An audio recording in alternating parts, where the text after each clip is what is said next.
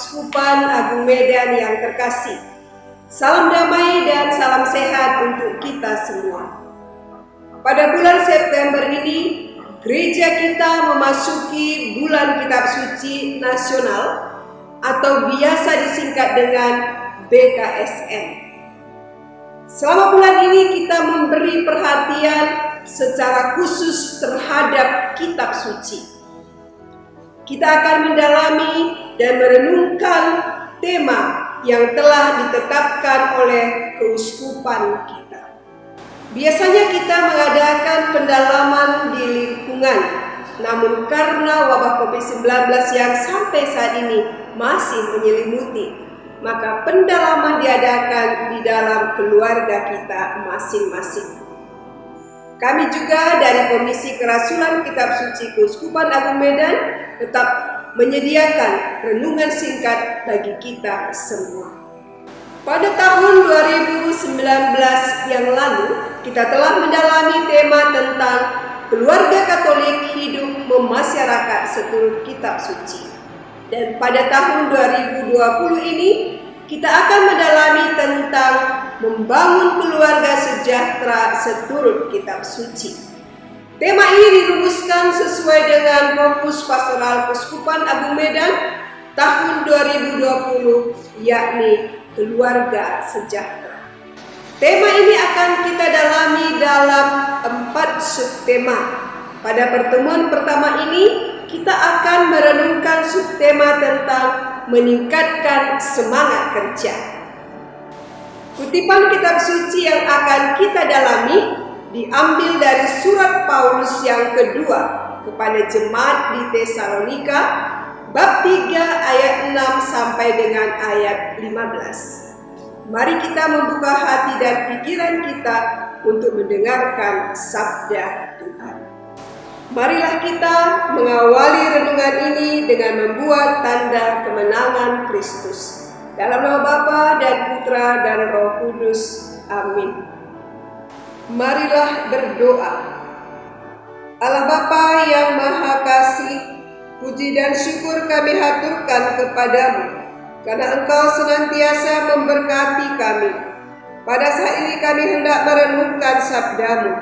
Kami mohon utuslah Roh Kudus-Mu untuk menerangi pikiran dan hati kami, agar kami mampu memahami sabdamu yang akan kami jadikan sebagai dasar dalam meningkatkan kesejahteraan keluarga kami. Ini kami sampaikan kepadamu dengan perantaraan Kristus Tuhan kami. Amin. Marilah kita mendengarkan sabda Tuhan yang diambil dari surat Rasul Paulus yang kedua kepada jemaat di Tesalonika bab 3 ayat 6 sampai dengan ayat 15. Tetapi kami berpesan kepadamu saudara-saudara dalam nama Tuhan Yesus Kristus, supaya kamu menjauhkan diri dari setiap saudara yang tidak melakukan pekerjaannya dan yang tidak menurut ajaran yang telah kamu terima dari kami. Sebab kamu sendiri tahu bagaimana kamu harus mengikuti teladan kami, karena kami tidak lalai bekerja di antara kamu, dan tidak makan roti orang dengan percuma, tetapi kami berusaha dan berjerih payah siang malam, supaya jangan menjadi beban bagi siapapun di antara kamu. Bukan karena kami tidak berhak untuk itu, melainkan karena kami mau menjadikan diri kami teladan bagi kamu, supaya kamu ikuti. Sebab juga waktu kami berada di antara kamu, kami memberi peringatan ini kepada kamu.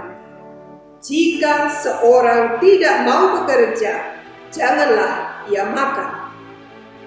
Kami katakan ini karena kami dengar bahwa ada orang yang tidak tertib hidupnya dan tidak bekerja, melainkan sibuk dengan hal-hal yang tidak berguna.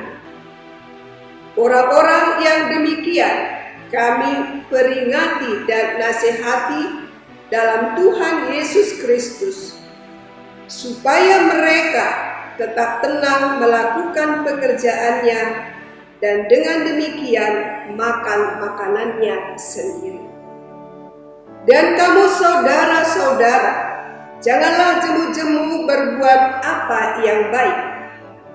Jika ada orang yang tidak mau mendengarkan apa yang kami katakan dalam surat ini, tandailah dia dan jangan bergaul dengan dia, supaya ia menjadi malu. Tetapi janganlah anggap dia sebagai musuh, tetapi tegurlah dia sebagai seorang saudara. Demikianlah sabda Tuhan. Saudara-saudari yang dikasihi Tuhan, banyak orang ingin menjadi kaya, tapi malas berusaha. Mereka menginginkan suatu kekayaan yang instan, di mana tanpa harus susah-susah bekerja, kekayaan itu tiba-tiba datang dari langit. Orang-orang seperti ini hanya ingin berkat Tuhan, tapi tidak mau bekerja keras. Dalam bacaan yang kita dengar tadi, Paulus dengan tegas dan keras menulis sejumlah prinsip yang bisa diterapkan bagi orang-orang yang tidak melakukan pekerjaannya dengan baik. Paulus berpesan kepada jemaat di Tesalonika agar mereka menjauhkan diri dari setiap saudara yang tidak melakukan pekerjaannya dengan baik. Tidak diajak bergaul supaya mereka menjadi malu, tapi tidak boleh dianggap sebagai musuh, melainkan ditegur sebagai saudara. Terhadap orang-orang yang tidak mau bekerja, Paulus juga menyampaikan peringatan ini.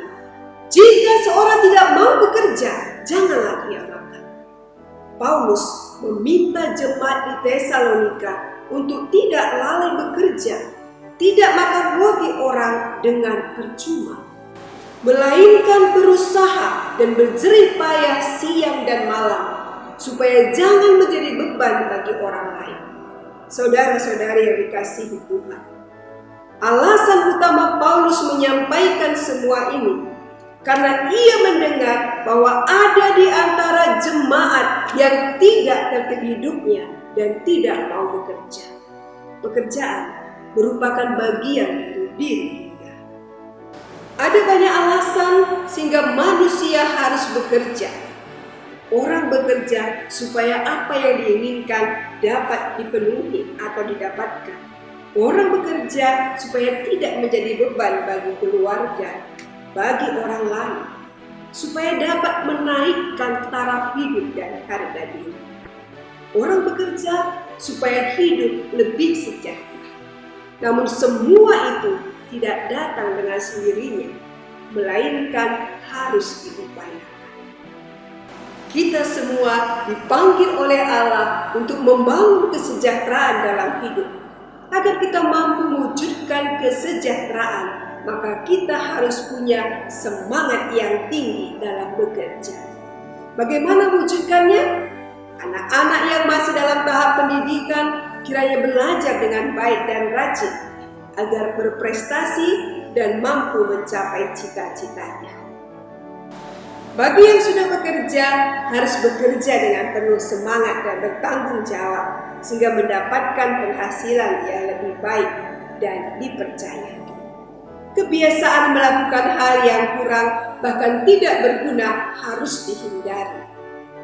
Kita harus senantiasa mengerjakan pekerjaan kita dengan sungguh-sungguh. Diharapkan kehadiran kita dapat menjadikan orang-orang di sekitar kita pun menjadi semangat dalam bekerja. Jangan kita menjadi beban bagi orang lain, tetapi menjadi berkat bagi orang lain melalui pekerjaan yang kita lakukan.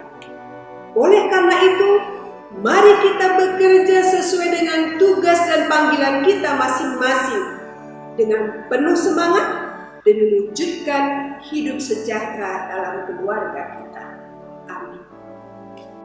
Setelah kita mendengarkan sabda Tuhan, mari kita membangun niat yang akan dikerjakan sebagai buah dari permenungan kita melalui pertanyaan refleksi ini. Yang pertama, apa yang harus Anda lakukan agar pekerjaan Anda dapat diselesaikan dengan baik? Yang kedua, apa yang akan Anda lakukan saat melihat salah satu anggota keluarga, rekan kerja Anda, tidak mengerjakan pekerjaannya dengan baik? Yang ketiga, apa yang harus Anda lakukan agar Anda tetap semangat dalam bekerja, khususnya di masa pandemi karena COVID-19 ini? Selamat merenungkan. Marilah kita berdoa.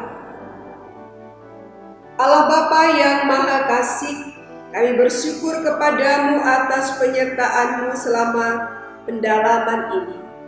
Kami juga bersyukur atas sabda-Mu yang boleh kami renungkan.